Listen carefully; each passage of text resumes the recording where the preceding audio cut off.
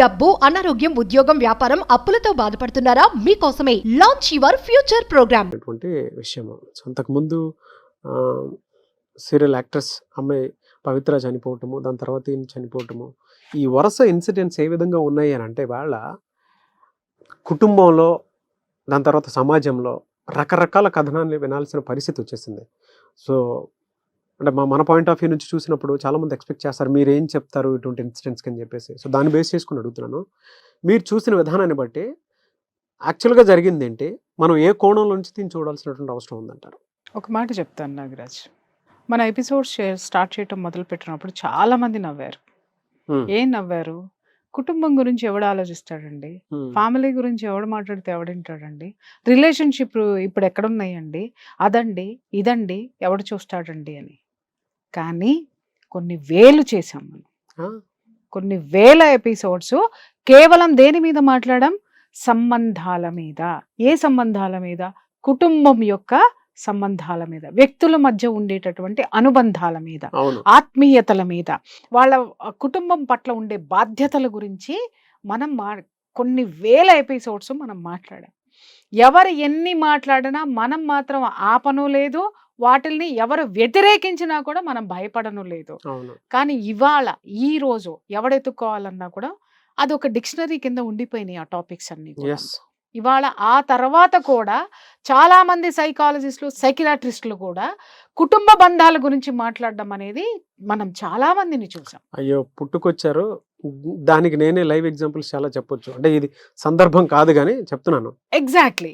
అప్పుడు చూడండి, అంతకు ముందంతా వీళ్ళు ఏం గురించి మాట్లాడేవారు? డిప్రెషన్ల గురించి, మానసిక వ్యాధుల గురించి, మానసిక స్థితుల గురించి మాట్లాడేవాళ్ళు తప్ప అది ఎందుకు వస్తున్నాయి, దేని ద్వారా వస్తున్నాయి, వస్తుంది అనేటటువంటిది రియాలిటీ అప్రోచ్ మనం ఎప్పుడైతే ఆ ట్రీట్మెంట్ ఇచ్చామో దానికి, ఎగ్జాక్ట్లీ అక్కడ నుంచి ఓహో కుటుంబం అంటే ఇది, దీన్ని ఇలా స్ట్రక్చర్ గా చూడాలి, ఒక మదర్ లవ్ ని ఇలా స్ట్రక్చర్ గా చూడాలి, ఒక ఫ్యామిలీని ఇలా స్ట్రక్చర్ గా చూడాలి, and wife and husband relation ఇలా చూడాలి. ఈ వీటిలో తప్పులు ఎక్కడైనా ఉంటే మీరు మైక్రో లెవెల్లోకి వెళ్ళి ఆ మైక్రో లెవెల్ నుంచి లాగే విశ్లేషణ చేసి మరి ఇది అని చెప్పిన తర్వాత మన వీడియోస్ కింద పెట్టినటువంటి వాళ్ళు ప్రియా చౌదరి గారు దీని మీద రియాక్ట్ అయితే బాగుంటుంది అని కింద కామెంట్ బాక్స్ లో పెట్టిన సందర్భాలు కోకొల్లు ఉన్నాయి. సో ఇటువంటి ఇన్సిడెంట్స్ కూడా ఇవాళ దీన్ని ఎలా చూడాలి, తప్పుగా చూడాలా, ఇంకొక రకంగా చూడాలా అనుకునేటువంటి చాలా మంది ఉన్నారు. ఒక విషయం నేను చెప్తాను నాగరాజ్ గారు, ఫస్ట్ నేను ఇన్సిడెంట్ జరిగినప్పుడు నేను అసలు పట్టించుకోలేదు, అసలు నేను ఇగ్నోర్. ఎందుకంటే ఎన్నో జరుగుతూ ఉంటాయి, పొద్దున్న లేస్తే యాక్సిడెంట్లు జరుగుతాయి, అవి జరుగుతాయి, టీవీ వాళ్ళు కానీ వీళ్ళు కానీ ఇంటర్వ్యూలు వేస్తున్నారు, ఏదో ఒక పర్సన్ అయితే మాత్రం హైలైట్ అవుతున్నాడు, ఏదో జరుగుతున్నాడు, అది కూడా తీసి పక్కన పెట్టు.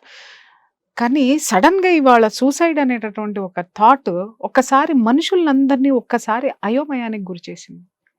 ఏ అయోమయానికి గురి చేసింది అని అడుగు. అసలు ఈ పిల్లాడిది అమర ప్రేమ, లేకపోతే వీళ్ళిద్దరి మధ్య ఉన్నటువంటి బాండింగ్ అంత అద్భుతమైన పవిత్రమైనటువంటిదా? ఇలాంటివన్నీ మాట్లాడుకోవాలనా వద్దా? మాట్లాడుకుంటే ఇది సహేతుకమైనది కాదు, మాట్లాడుకోకుండా ఉండాలంటే ఇది ఎలా జరిగింది? ఆవిడ చనిపోవడం ఏంటి, ఆవిడ చనిపోయిందని ఉండలేక ఆత్మహత్య చేసుకోవడం ఏంటి, ఇంత అద్భుతమైన ప్రేమ బంధం ఏంటి అని. ప్రేమ బంధం ఏది కాదు, వాస్తవం చెప్తున్నా, ఉన్మాదం అంటారు దీన్ని, ఉన్మాదము. అతని సిచ్యుయేషను ఒకసారి మీరు గమనించండి, మొదటి నుంచి అదే ప్రవర్తనతోటి ఉన్నాడు అతను. ఎలా? ఈమె ప్రేమను అంగీకరించటం కానీ, ఈమెతోటి పరిచయాలు అవి ఎంత సాఫ్ట్గా ఉన్నాయో బయటికి రాలా. బట్ ఎప్పుడైతే ఈమెతోటి కలిసి జీవించటం అనేది అతను మొదలు పెట్టాడో, ఒక గ్రాటిట్యూడ్ ఉంది అని చెప్పేసి అని మాట్లాడుతున్నారు. అతని గ్రాటిట్యూడ్ ఉంది, ఎందుకంటే అతనికి స్క్రీన్ మీద అద్భుతమైనటువంటి జీవితాన్ని వదిలేసుకుని వచ్చి ఒక పిచ్చి స్క్రీన్ మీద కనిపించాలనేటటువంటి ఒక పిచ్చితోటి అతను వచ్చి అక్కడ కుదేలైపోతే ఈమె ఒక సపోర్ట్ ఇచ్చింది, సపోర్ట్ తోటి నిలబడ్డాడు. ఎంతవరకు ఉండాలి? నిజంగా చెప్తున్నా, పొద్దున్న లేస్తే నీకు కానీ నాకు కానీ మనకంటే పెద్దవాళ్ళు, మనకంటే చిన్నవాళ్ళు, మన ఏజ్తో సమానంగా ఉన్న వాళ్ళు ఎంతమంది ఎన్ని హెల్ప్లు చేస్తున్నారు నాగరాజ్? అవును. ఆ హెల్ప్ చేసినందుకు మనం ఏ కృతజ్ఞతతో ఉంటున్నాం? కృతజ్ఞత ఇచ్చే హెల్ప్ చేసిన వాడితోటి నీకంటే పెద్దవాడైతే ఒక అన్నగానో, నీకంటే చిన్నవాడైతే తమ్ముడుగానో, నీ సబార్డినేట్ అయితే ఒక ఫ్రెండ్ గానో తీసుకుంటున్నావు. ఏదో ఒక రిలేషన్ అక్కడ ఉంటుంది, ఫ్రెండ్ లేదా తోడబుట్టినాళ్ళు, లేదా నీకంటే చిన్నవాళ్ళు అయితే నీ స్టూడెంట్ గానో ఉన్నాయి. ఆలోచనలన్నీ ఎలా ఉన్నాయి? పర్ఫెక్ట్ గా ఉన్నాయి. పర్ఫెక్ట్. అంటే గ్రాటిట్యూడ్ లెవెల్ ఎంత ఉండాలో అంతే. ఎస్, ఆ గ్రాటిట్యూడ్ లెవెల్ ని నువ్వు దేనితోటి అనుసంధానం చేసుకున్నావు? నీకు ఏ విధంగా హామ్ చేయనటువంటి ఒక రిలేషన్ లోకి తీసుకొని వెళ్ళావు. అర్థమైందా? నువ్వు ఎందుకు అలాగే నీకంటే పెద్దదాన్ని ఇక్కడ ఉన్నా, ఇన్ని సంవత్సరాలు జర్నీ చేసి వచ్చినాం మనము. ఎంతైనా సరే, ఎంత ఇది చేసినా కూడా టక్కమని నువ్వు నన్ను అమ్మ అని ఎందుకు పిలిచినావు? నేనెందుకురా నిన్ను అరే ఊరే నా బిడ్డ అని నేనెందుకు మాట్లాడుతున్నాను? ఈ రిలేషన్ ఎన్ని సంవత్సరాలైనా ఎవరికి ఫరక్ పడదు, ఏ కుటుంబాన్ని నాశనం చేయదు, ఏ వ్యక్తిగత జీవితాల్ని చిన్నాభిన్నం చేయదు, ఏ వ్యక్తిని కూడా ఇలాంటి ఉన్మాదమైనటువంటి స్థితికి తీసుకువెళ్ళదు. ఉన్మాదం అని నేను ఎందుకు అంటున్నాను అనంటే, నీ వయసు ఏంటి, ఆమె వయసు ఏంటి, వయోభేదాలు కూడా ఇక్కడ పనిచేస్తాయి. ఇతని యొక్క గ్రాటిట్యూడ్ ఎల్లలు దాటిపోయింది. దాన్ని గ్రాటిట్యూడ్ అనాలా లేకపోతే ఇంకేమనాలి? రైట్, ఇతని గ్రాటిట్యూడ్ ఎల్లలు దాటిపోయింది, ఆవిడ పట్ల చూపించాడు. మరి ఆవిడ ఏ గ్రాటిట్యూడ్ తోటి ఇతన్ని ఇన్వైట్ చేసింది జీవితంలోకి? ఇది ఒకటి మనం ఆలోచించాలి కదా. ఆలోచించాలా వద్దా? మనం ఇక్కడ ఒక one side of the coin అందరు చూస్తున్నారు ఏంటి అంటే, అతను గ్రాటిట్యూడ్ తోటి ఉన్నాడండి అని అంటే, గ్రాటిట్యూడ్ అంటే పెళ్ళం పిల్లల్ని వదిలేయాలా అంటే, నీ ఒక్క దీన్ని స్క్రీన్ మీద చూపించుకోవాలి. నీ చిరకాల కోరిక, చిరకాల వాంఛ తీర్చినందుకు నువ్వు నీ కుటుంబాన్ని, నిన్ను కన్నవాళ్ళని, నువ్వు కట్టుకున్న వాళ్ళని కూడా వదిలేసేసి తాత్కాలికమైనటువంటి వచ్చిన ఒక మనిషిని, ఆ మనిషిలోకి అది కూడా ఈడు జోడు కాదు, ఆ సంబంధం రిలేషన్ కూడా కరెక్ట్ రిలేషను కాదు, మీరు అర్థం పర్థం లేనటువంటి రిలేషన్లోకి, ఒక ప్రేమోన్మాదంలోకి వెళ్ళిపోయి మీరు ఒక రిలేషన్ని పెట్టేసేసుకొని మీ హద్దులు దాటేసేసి దాన్ని ప్రపంచానికి ఏం చూపించారు? We are in live in relationship అన్నారు. ప్రపంచం ఎందుకు నోరు మూసుకుంది నాగరాజు? వాళ్ళ చుట్టూ ఉన్న వాళ్ళకి తెలియదా వీళ్ళు చేస్తున్నది తప్పు అన్న సంగతి? ఎందుకు నోరు మూసుకుని కూర్చున్నారు అని అంటే, మా జీవితం మా ఇష్టం అని చెప్పేసి ఒక ఏడుపులు ఏడుస్తున్నారు కదా ఇప్పుడు అందరూ కూడాను. నీ వ్యక్తిగత జీవితంలో ఇప్పుడు నన్ను ఎంత అమ్మ అని పిలిచినా, అరే ఏంట్రా నేను మాట్లాడితే, నా ఇష్టం అమ్మా, తర్వాత చూసుకుందాం, నీదేమన్నా ఉంటే మాట్లాడేస్తాం. ఆ స్థితి వచ్చేసింది ఇవాళ. అవును, ఆ స్థితి అందరిలోనూ ఎవడేమైపోతే నాకేంటి, నేను బాగున్నాను, నాన్ను గురించి క్వశ్చన్ చేసే హక్కు నీకెవరిచ్చారు అంటున్నారు. రైట్, బాగుంది, కానీ నువ్వు ఇలా విచ్చలవిడితనంగా ఉండే హక్కు నీకెవడిచ్చాడ్రా అని తిరిగి అడిగేవాడు ఉన్న రోజున అన్ని సంసారాలు బాగుంటాయి, అన్ని జీవితాలు బాగుంటాయి. మరి దీన్ని ఎలా చూడాలండి? అంటే మీరు ఉన్మాదం అని చెప్పారు కదా, పర్వర్టెడ్నెస్ అంటారు కరెక్ట్ గా ఇంగ్లీష్ పదం వాడడానికి. ఎందుకంటే హద్దుల మీరి ఏది ఉండొద్దు నాన్న, ఏది హద్దుల మీరి ఉండొద్దు. ఇప్పుడు కొన్ని కాపురాలు చూస్తున్నాం మనం, మళ్ళీ కుటుంబ విషయానికే వద్దాం. తల్లికి విపరీతమైన ప్రేమ కొడుకు మీద ఉంది అని అంటే, ఆ కొడుకు కాపురం సంకరాకిపోద్ది. అవునా కదా? అవును. పెళ్ళాంత కాపురం చేయనివ్వదు, పిల్లలతో సరిగ్గా ఉండనివ్వదు. ఎందుకు అనంటే తన ప్రేమను ఇంకొకరు పనిచేసుకుంటున్నారేమోననేసి. తల్లి కొడుకుల మధ్య హద్దులు దాటినటువంటి ఆ ప్రేమ అనుబంధాలు కూడా సంసారాల్ని నాశనం చేస్తాయి. అటువంటప్పుడు పరాయి వాళ్ళ పట్ల నువ్వు చూపించేటటువంటి గ్రాటిట్యూడ్కి ఒక హద్దుగి, అది అక్కా చెల్లి అనాల్సిన అవసరం లేదు, అమ్మ అని అనాల్సిన అవసరం లేదు. గ్రాటిట్యూడ్ చూపించాలంటే ఒక ఫ్రెండ్గా కూడా నువ్వు రిసీవ్ చేసుకోవచ్చు. కానీ దానికి మించి వెళ్ళిపోయారు అనంటే, ఏ అనైతిక పరిస్థితుల్లో మీరు ఉన్నారు, ఏ అసహజమైనటువంటి ఫ్రెండ్షిప్లో మీరు ఉన్నారు. దీన్ని ప్రకృతి ఎందుకు యాక్సెప్ట్ చేస్తుంది నాగరాజ్? ఎందుకు యాక్సెప్ట్ చేస్తుంది? అది మనం ఈరోజు ప్రత్యక్షంగా చూసాం. ఎందుకు చూసామో చెప్తా. ఎన్నో జరుగుతున్నాయి కదండి, ఎంతోమంది లివ్ ఇన్ రిలేషన్షిప్లో ఉన్నారండి అనంటే, నన్ను అడుగురాబోయ్, నేను చెప్తా. ఆ రిలేషన్షిప్లన్నీ తేలేదు మా దగ్గరే, నా దగ్గరో లేకపోతే అడ్వకేట్ల దగ్గరో. ఎందుకు కొట్టుకు సస్తున్నారు, డిప్రెషన్లోకి పోతున్నారు. ఎందుకు డిప్రెషన్లోకి పోతున్నారు అనేది దిస్ ఇస్ ద పాయింట్. ఇక్కడ నేను కరెక్ట్గా చెప్తా. గిల్ట్ అనేది ఒకటి వచ్చి చేరుతుంది. నా భార్య బిడ్డల్లో వదిలేసి వచ్చానే అని ఏదో ఒక రోజు వీడికి వస్తుంది. నా భర్తని, నా పిల్లల్ని వదులుకొని వచ్చాను అని ఈమెలో గిల్ట్ ఏదో ఒక రోజు వస్తుంది. ఎందుకంటే వెనక రియాలిటీ కంటికి ముందు 100% కనిపిస్తుంది. దాన్ని తట్టుకోలేనటువంటి సిచ్యుయేషన్ లో ప్రేమ ఎల్లకాలం అలా తేలియాడదు. ఎప్పుడు సినిమాల్లో చూపించినట్టుగా. సినిమాలు కూడా పెళ్ళైన తర్వాత కట్ అవుతాయి, శుభం కార్డు ఎత్తారు. అసలు జీవితం అక్కడి నుంచి స్టార్ట్ అవుతుంది. అవునా? మైనస్ లో ఎప్పుడు కూడా శుభం కార్డులు ఎక్కడ వేస్తారు అనంటే, అసలు మొదలయ్యే జీవితం దగ్గర ఇక్కడ ఇది ఇంతటితోటి ఎందుకు ఆపేస్తారంటే, ఇది చాలు, ఇంకా ముందుకు వెళ్ళొద్దు. వెళ్తే అన్నీ కూడా దీనికున్న బ్యూటీ పోతుంది. ఏ బంధంలోనైనా సరే ఒక హద్దు ఉండాలి. సంసారంలో కూడా మా గురువుగారు ఎప్పుడు ఒక మాట చెప్తూ ఉండేవారు, బిడ్డ సంసారంలో నువ్వు ఉండు, నీలో సంసారం పెట్టుకోకు అనేవాడు. అర్థం ఏంటి అంటే నీ బాధ్యతల్ని సక్రమంగా నిర్వర్తించు. ఎవరు నీ జీవితంలో నుంచి వెళ్ళిపోయినా నువ్వుగానే ఉంటావు. నీ వ్యక్తిత్వం నీలో ఉంటుంది. నీ ఆత్మవిశ్వాసం చెక్కు చెదరతావు.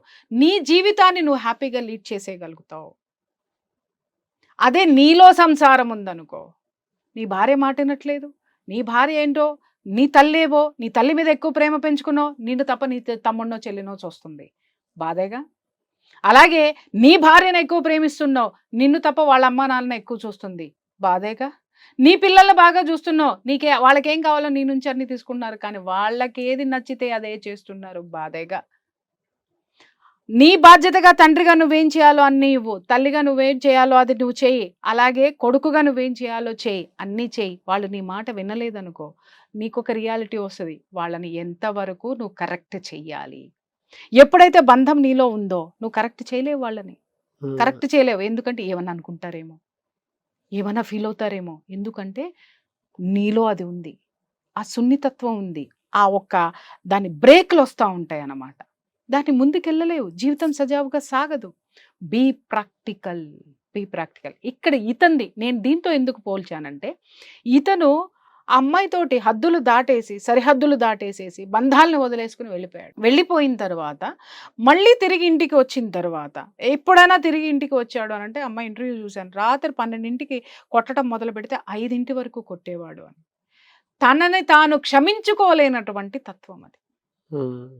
అండర్స్టాండ్? అక్కడ వదిలేసి రాలేనటువంటి ఇది అంటే అన్ని తనలో పెట్టేసుకున్నాడు. ఆ బంధంలోకి తను వెళ్ళిపోలే, తనలోకి ఆ బంధాన్ని తెచ్చేసుకున్నాడు. అక్కడ వదిలి రాలేడు, ఇక్కడ కలిసి ఉండలేడు. ఈ రెండిటి మధ్య ఉన్నటువంటి సంఘర్షణ అతనికి ఏమనిపించింది అనంటే, విపరీతంగా ఆమె చుట్టూ తన ఆలోచనలు కానీ తన స్థితిని కానీ, అక్కడ ఆమె కూడా ఆలోచించాల్సింది ఏంటంటే, మనిషికి వయోభేదాలను ఎందుకు ఇస్తాడయ్యా, బంధాలని మనం ఎందుకు ఏర్పరచుకున్నామయ్యా, ఒక సమాజాన్ని మనం ఎందుకు సృష్టించుకున్నామయ్యా, అటవిక మనుషుల్లాగా గుడ్డలూడ తీసి తిరుగుదామా, వాళ్ళలాగా మనం బ్రతుకుదామా, ఇంత నాగరికతను ఎందుకు నేర్చుకున్నాం, ఒక సమాజాన్ని ఏర్పరచుకున్నాం, ఒక కుటుంబాన్ని ఏర్పరచుకున్నాం, వైవాహిక బంధాన్ని తెచ్చుకున్నాం, మనకంటూ ఒక కుటుంబాన్ని ఆ సమాజాన్ని ఏర్పరచుకుని దాంట్లో సుఖ సంతోషాలతో ఉండడానికి కొన్ని రూల్స్ అండ్ రెగ్యులేషన్స్ పెట్టుకున్నామా లేదా? ఎప్పుడైనా సరే ఒక చిన్న ఎగ్జాంపుల్, ఇప్పుడు ఎవరైనా పక్కింటి కొత్త వాళ్ళు వచ్చారు అనగానే ఇమీడియట్గా ఈ భార్య భర్తను ఏమని పరిచయం చేస్తుంది, మీ అన్నయ్య గారు ఇప్పుడే బయటకు వెళ్ళారండి అని వస్తుంది. కారణం ఏంటి? ఒక బంధం అక్కడ పెట్టేస్తుంది, నీ హద్దు అక్కడ వరకే, రావద్దు నా ఇంట్లోకి వచ్చినా మా జీవితాల్లోకి రావద్దు. ఎలా అండి అంటే, ఇవాళ ఇన్సిడెంట్ చాలా పెద్ద కేస్ స్టడీ. అయ్యో, ఎందుకంటే నా దగ్గరికి వచ్చి ఎన్నో సొల్యూషన్స్ ఇక్కడ ఈ విషయంలో నాకు చెప్పడానికి నా దగ్గర బోల్డన్ని ఉన్నాయి. ఎలా చూడాలి అసలు దీన్ని, ఏ కోణంలోంచి చూసి మనం? ఒకటే చెప్తున్నాను, ఎప్పుడు కూడా నేను ఫస్ట్ స్టార్టింగ్లో ఏం చెప్పాను, ఒక బౌండరీ గీసుకోవాలి మన చుట్టూ, రైట్? ఆ బౌండరీలో నువ్వు మాత్రమే ఉండాలి, ఎవ్వరు రావద్దు. ఎవరికైనా సరే, ఎవరికి వాళ్ళకి నీ తర్వాత బాధ్యతలు ఏమున్నాయో అది నువ్వు చూసుకో. ఇప్పుడు ఒక ఉద్యోగం వచ్చాడను, ఇప్పుడు చాలామంది ఉన్నారయ్యా ఈ ప్రపంచంలో, ఉద్యోగం కోసమో, వ్యాపారం కోసమో, అప్పుల కోసమో, దేనికోసమైనా చేయరాని తప్పులు చేసేవాళ్ళు బోల్డ్ మంది ఉన్నారు. కానీ వాళ్ళు ఆ అవసరం ఏదైతే ఉంటుందో అవసరాన్ని దృష్టిలో పెట్టుకొని మళ్ళీ వెనక్కి వస్తున్నారు. కానీ దానిలో కనుక చిక్కుకుపోయి ఉన్నట్టయితే జీవితాలు ఏమవుతాయి? ఇలాగే తయారవుతాయి. ఇతను మెయిన్ ఇక్కడ చేసినటువంటి పెద్ద పొరపాటు ఏంటో చెప్పమంటారా? గ్రాటిట్యూడ్ చూపించడానికి అతనికి వేరే దారులు కనపడలేదా అంటే లేదు, మానసిక బలహీనత అతనిది. ఏ మానసిక బలహీనత అని మాట్లాడొచ్చు నువ్వు? తనని తాను కంట్రోల్ చేసుకోలేనటువంటి, ఎమోషన్స్ని కంట్రోల్ చేసుకోలేనటువంటి మానసిక బలహీనత.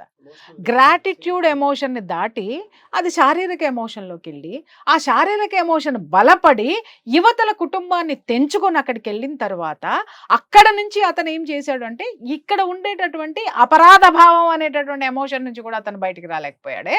అందుకే వైఫ్ని కొట్టడం. అర్థమైందా? ఇప్పుడు తన చేసింది తప్పు అని భార్య ఎత్తి చూపిస్తుంది. ఇక్కడ ఆమె రాత్రి నుంచి కొట్టడం మొదలుపెట్టి తెల్లారుజామున వరకు ఆపాడంటే ఇక్కడ ఒక పాయింట్ మనం అర్థం చేసుకోవాలి. ఖచ్చితంగా ఈ అమ్మాయి క్వశ్చన్ చేస్తుంది, అరే నీకు బాధ్యత లేదా, కూతుర్ని పెట్టుకున్నావు, అలా ఉండొద్దు, పరువు పోతుంది, దానికి పెద్దదవుతుంది, కాస్త వయసు వస్తుంది, అలాగే నేను నీ భార్యని, నేను ఇక్కడ ఒంటరిగా ఎలా ఉంటారు, ఏదో ఒక టాపిక్ ఆ అమ్మాయి గుర్తు చేస్తూ ఉంటే దాన్ని అతను తట్టుకోలేనటువంటి సిచ్యువేషను. ఇక్కడ అది ఉన్మాదంలోకి తీసింది. ఇక్కడ గ్రాటిట్యూడ్ ఉన్మాదంలోకి వెళ్ళి ఇవాళ పబ్లిక్గా ఆమంటే నాకు ఇష్టం, ఆమంటే నాకు ప్రేమ, నేను ఎంతో ప్రేమిస్తున్నాను, ఆమె చాలా ఇది అని పబ్లిక్కి చెప్పేస్తే పబ్లిక్ రెస్పాండ్ కాదమ్మా? డెఫినెట్గా అవుతారు. ఖచ్చితంగా రెస్పాండ్ అవుతుంది. నీ జీవితం నీ ఇష్టము అనంటే ఈ రోజు నువ్వే టాపిక్ అయ్యావుగా జనాలందరికీ.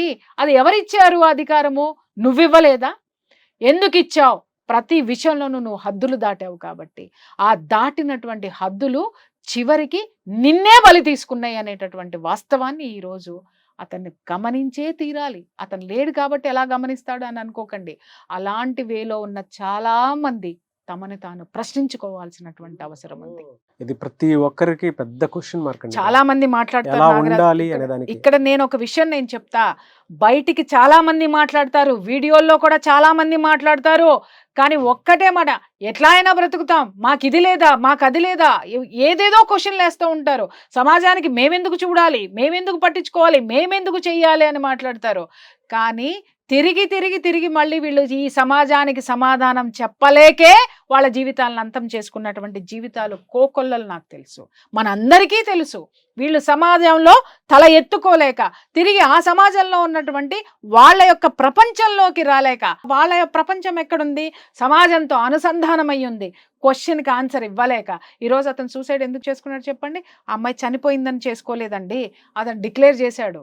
ఆ ప్రేమావేశంలో ఆ మోహావేశాన్ని మొత్తాన్ని మీడియా ముందు వెళ్ళగక్కేశాడు. ఎస్, షీఈ్ మై లైఫ్ అని చెప్పేసాను, నేను ఆమంటే చాలా ఇష్టం అని చెప్పేసాను. అతనిలో ఉన్నదంతా బయటికి కక్కేశాడు. అది చరిత్రలో నిలిచిపోతుంది. ఇప్పుడు మళ్ళీ వెనక్కి వెళ్ళాలి. రీల్ వెనక్కి తిప్పండి. వెనక్కి తిప్పిన తర్వాత రేపొద్దున ఆ బిడ్డ కానీ, తన కన్న బిడ్డ కానీ, తన కన్న తల్లి కానీ, తన కట్టుకున్నటువంటి భార్య కానీ రేపొద్దున లైఫ్లో క్వశ్చన్ చేస్తే మళ్ళీ వెనక్కి రావడానికి వీడలేదు. ఎమోషన్స్ చూడండి, కంట్రోల్ లేని ఎమోషన్స్, మన నోటి తొందరతనము, మన యొక్క అందుకే అంటారు ఎమోషన్లో ఏ డెసిషన్స్ తీసుకోవద్దు, ఏ మాటలు మాట్లాడద్దు అని చెప్తారు. కంట్రోల్, మన మైండ్, మన మనసు, మన నాలుక మన ఆధీనంలో ఎప్పుడు ఉండాలి. ఇక్కడ ఏంటి, అది డిక్లేర్ చేసేసిన తర్వాత ఎమోషన్లో డిక్లేర్ చేసేసాడు అతను. మన వాళ్ళందరూ గొట్టాలు తీసుకెళ్ళి పెట్టేశారు. పెట్టిన తర్వాత అతను చెప్పాలి, అతని ఎమోషన్ని ఎక్స్ప్రెస్ చేసుకోవడానికి ఆవిడ వినడానికి ఆవిడలేదు. మీడియా ఉంది కాబట్టి మీడియా పరంగా జనాలందరికీ ఎమోషన్ పనిచేశాడు. ఇప్పుడు ఇంటికి వెళ్ళాలి. ఇంటికి వెళ్ళిన తర్వాత పర్మనెంట్గా ఆమె నా గుండెల్లో ఉండిపోయిందని నువ్వు చెప్పిన తర్వాత వీళ్ళు రేపొద్దున నన్ను ఎలా రిసీవ్ చేసుకుంటారు? ఎందుకంటే ఎక్కువ భాగము రీసెంట్గా ఆమెతోటే ఉన్నాడు, వీళ్ళతో అటాచ్మెంట్ లేదు.